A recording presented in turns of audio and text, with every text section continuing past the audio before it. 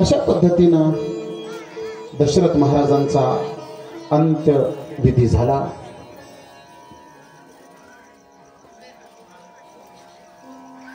दशरथ महाराज, वशिष्ठ महाराज सर्वांना समजावून सांगताय की साधू संत गेल्यानंतर ते वैकुंठाला गेलेले असतात, त्यांच्याबद्दल जास्त दुःख जीवनामध्ये करू नये। पण दशरथ महाराज मात्र तसे नाही, त्यांचं जीवन दिव्य आहे। वशिष्ठ महाराज सांगताय रामाचं चिंतन करत त्यांनी प्राण सोडला, त्यांचं जीवन धन्य झालं। आणि असाही वर्ग आहे ज्याने भगवंताचं चिंतन करताना प्राण सोडला, त्यांच्याबद्दल शोक करू नये, दुःख करू नये, कारण त्यांचा डंका स्वर्गामध्ये वाजत असतो। भरताला समजावून सांगतात। मग कार्यकारी मंडळ बोलावलं, त्यामध्ये 8 सभासद आहेत।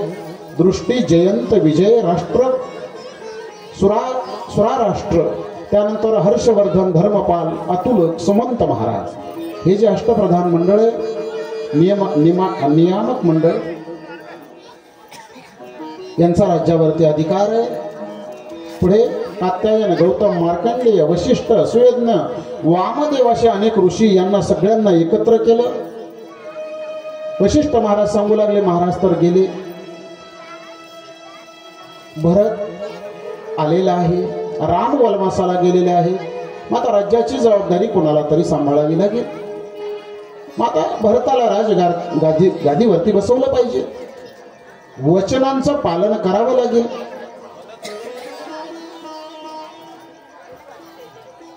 भरत महाराज सांगू लागले, वशिष्ठ महाराजांना विचारतायत। जे अष्टप्रधान होतो त्यांना भरताने प्रश्न केला, म्हटले मला एक सांगा ना, 2 वरदान मागितले होते, बरोबर आहे ना? म्हटले हो। पहिलं वरदान कोणतं होतं मला सांगा बरं? त्यांनी सांगितलं भरताला राज्य, आणि दुसरं वरदान रामाला वनवास। तुम्ही उलट केलं, म्हटलं पहिलं तुम्ही प्रभू रामचंद्रांना वनवास दिला आणि मग मला आता राज्य देताय तुम्ही।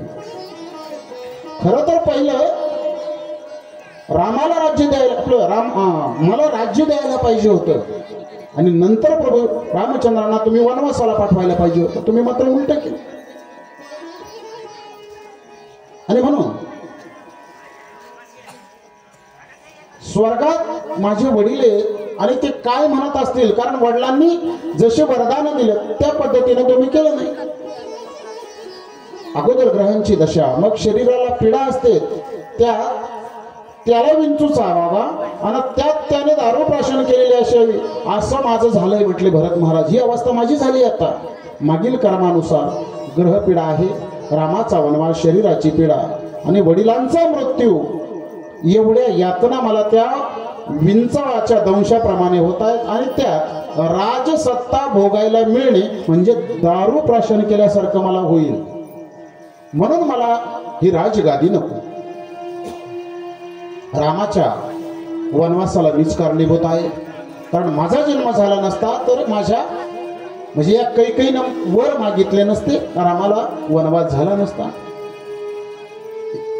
एक काम करा म्हटले, राज्याभिषेकाची तयारी करा, पण माझ्या नाही तर रामाच्या। माझं मत असं आहे, सर्व रामाला भेटण्यासाठी जाऊ, मी त्यांची विनवणी करतो, मी माझ्या प्रभूंची विनंती करेल, माझ्या प्रभूचे पाय धरेल आणि त्यांना परत घेऊन येईल, आणि रामाचं राज्य मी रामालाच देणार आहे।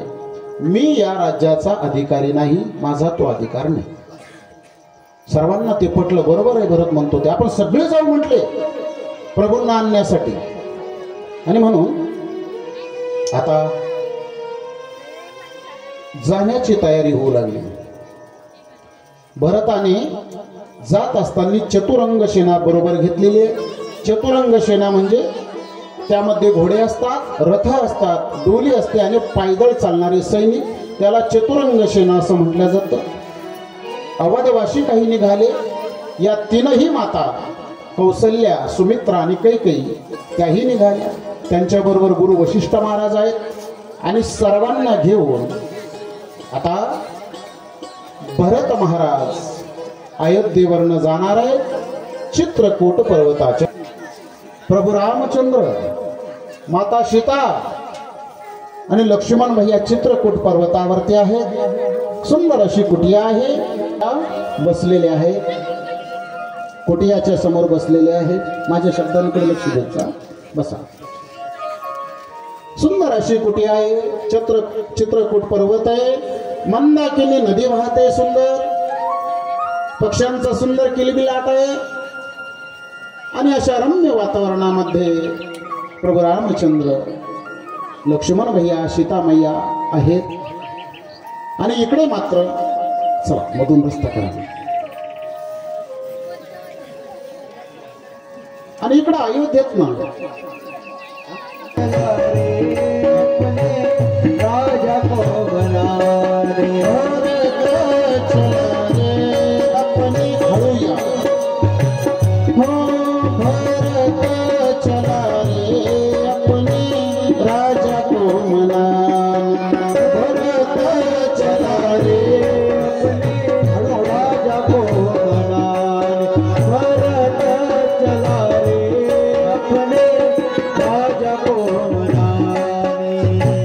राजा को मनाने भैया को मनाने राजा को मनाने भैया को मनाने राजा को मनाने अपने भैया को मनाने राजा को मनाने भैया को मनाने भरत चला रे अपने राजा को मनाने भरत चला रे प्रभु दर्शन पाने.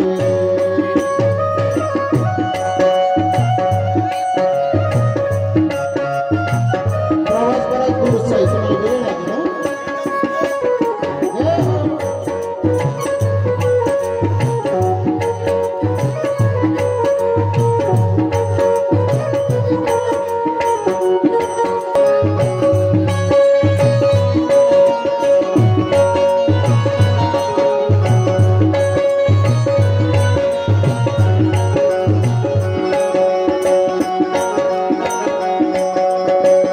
राम दर्श की ओर अभिलाषा, राम दर्श की ओर अभिलाषा, बोले नयन हो सीताराम राम राम, हो राजा राम राम राम, सीताराम राम राम, सीताराम राम राम, सीताराम राम.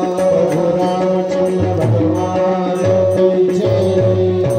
भरत महाराज सर्व रामाचं चिंतन करीत निघाले. भरत महाराज जात असताना सुद्धा स्वतःला दोष देतात की रामाशिवाय मी काहीच नाही.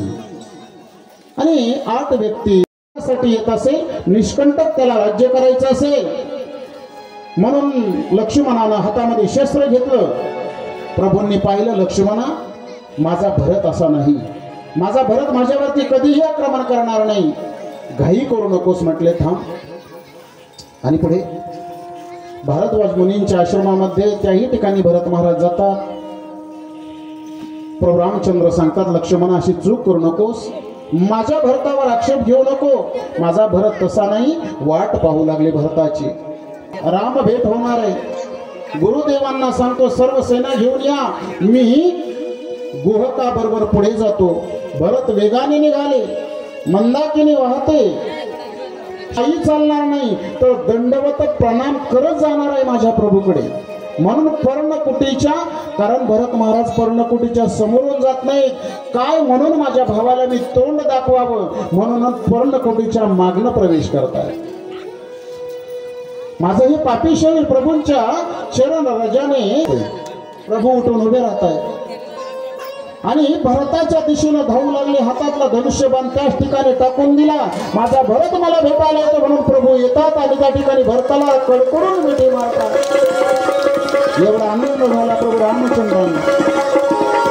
आणि मग भरताला हाताला धरलं प्रभू रामचंद्रांनी. भरताला हाताला धरून प्रभू घेऊन येत आहेत आपल्या कुटियाच्या दिशेनं. तिन्ही माताही त्या ठिकाणी वरती आलेले आहेत वशिष्ठ महाराज सर्व या ठिकाणी कुटियाच्या दिशेने येत आहेत। कुटियाच्या समोर भरताला बसवलं, सर्व त्या ठिकाणी बसलेले आहेत। संवाद होणार आहे सर्वांचा। असे सर्व बसा, समोर कोण करा। 3 राण्याही आहेत ज्यांना वैधव्य प्राप्त झालेले आहे। दशरथ महाराज गेलेले आहेत। प्रभू भाऊ लागले। आता लक्ष्मण भैया बोलतायत, भरता अरे तुझ्यासारखा भाग्यवान कोणी नाही। प्रभू तुझी सारखी आठवण काढतायत। भरत महाराजांनी जानकी मातेचं दर्शन घेतलं। सर्वांनी शांत बसायचे, गडबड कोणीही करायची नाही। आश्रमाच्या बाजूला भरतानं बोराच्या बिया दिसल्या। बोराची पानं, दर्भाचं आसन पाहिलं, द्रोण पडलेले होते। भरतानं ते पाहून भरत धष्ट ढसा रडू लागला। राम म्हणतात, भरत अरे चिंता करू नको, अरे यामध्ये कोणाचा दोष नाही रे, सर्व दैवाचा खेळ आहे। भरत सांगतात, माता आलेले आहेत, गुरुदेव आहेत। प्रभू रामचंद्र समोर जाऊन गुरुदेवांना नमस्कार करतात। प्रभू रामचंद्र आपल्या आसनावरनं उठतायत, वशिष्ठ महाराजांसमोर जात आहेत, वशिष्ठ महाराजांचं दर्शन घेत आहेत। प्रभू रामचंद्र पायाला हात लावून नमस्कार केला जातो, नमस्कार केला। नंतर 3 माता आहेत। प्रभू रामचंद्रांनी पहिलं दर्शन कोणाचं घेतलं असेल? आता सगळे विचार करतील कौसल्या मातेचं, नाही महाराज। प्रभू रामचंद्रांनी पहिलं दर्शन घेतलं कैकेयी मातेचं, कैकेयीचं दर्शन घेतलं प्रभू रामचंद्रांनी। नंतर सुमित्रा माता, नंतर कौसल्याचं दर्शन प्रभू रामचंद्रांनी घेतलं। कौसल्य व्याकुळ झाली आणि रामाला म्हणते, राम लक्ष्मण कुशीमध्ये जाऊन रडू लागले। आई वडील राहिले नाहीत आणि तात तात म्हणून त्या ठिकाणी प्रभू रामचंद्र रडतायत आणि आपल्या वडिलांची आठवण मात्र त्या ठिकाणी प्रभू रामचंद्रांना येते। तो दिवस त्या ठिकाणी मुक्काम झाला। दुसऱ्या दिवशी जनक महाराज आले स्वतः, त्यांनी सर्वांना नमस्कार केला। जानकी कौसल्याच्या आज्ञेने जनकांना नमस्कार करण्यासाठी जाते। जनकाने आपल्या मुलीला हृदयाला लावलं, बाळ दोन्ही कुळाची लाज राखलीस तू, वनवासात सुद्धा पतीला साथ दिलीस, याबद्दल मला तुझा आदर वाटतो, तुझा अभिमान वाटतो। सर्व त्या ठिकाणी बसलेले आहेत। आता खाली विचार विनिमय त्या ठिकाणी होऊ लागला। सांगू लागले, वडिलांना प्राणप्रिय होते की वचन? अहो वचनासाठी त्यांनी प्राण दिले आणि ते वचन आपण जर मोडलं तर त्यांना स्वर्गात किती वाईट वाटेल दशरथ महाराजांना। मग मात्र भरत चमकला। सर्वांना कळालं प्रभू परत येणार नाही। भरतही तयार झाला। मग राज्याभिषेकाची जी सामुग्री आणलेली होती बरोबर ती कुठे ठेवावी म्हणून अत्री ऋषींनी सांगितलं, तसं करा म्हटले। अत्री ऋषींनी ते सर्व साहित्य विहिरीमध्ये टाकलं आणि त्याच विहिरीचं नाव भरतकूप म्हणून पडलं। आजही चित्रकूट पर्वताच्या जवळ ती विहीर आहे। भरतानं चित्रकूटाला 4 प्रदक्षिणा केल्या। सर्व आता परत जाण्यासाठी निघाले। भरतानं विनंती केली, रामा मला जाण्यासाठी जगण्यासाठी काहीतरी आधार द्या। त्यावेळी प्रभूंनी प्रभूच्या चरणामध्ये असणाऱ्या पादुका भरताला दिल्या। या सामान्य नाहीत महाराज। देत असताना खडावाकडे पाहून आणि प्रभू काहीतरी बोलले, पादुका घेतल्या। हसू नका ना रे बाळांनो, हसण्यासारखा प्रसंग नाही, तमाशा नाही हा। आणि म्हणून प्रभू रामचंद्रांनी तर मग झाकी बंद करून टाकेल उद्यापासून। प्रभूंनी आपल्या असणाऱ्या पादुका समोर घेतल्या। त्या पादुकांना 4 शब्द सांगितले प्रभूंनी आणि त्या पादुका भरताकडे दिल्या। भरत महाराजांनी त्या पादुका आपल्या मस्तकावरती धारण केल्या. उठून उभे राहिले, जाण्यासाठी निघाले अयोध्येच्या दिशेने. भरतानं पादुका आपल्या मस्तकावरती घेतल्या. 3 राण्या, वशिष्ठ महाराज, सुमंत महाराज हे सगळे आता परत प्रभूचा निरोप घेऊन अयोध्येच्या दिशेनं जाऊ लागले. महाराज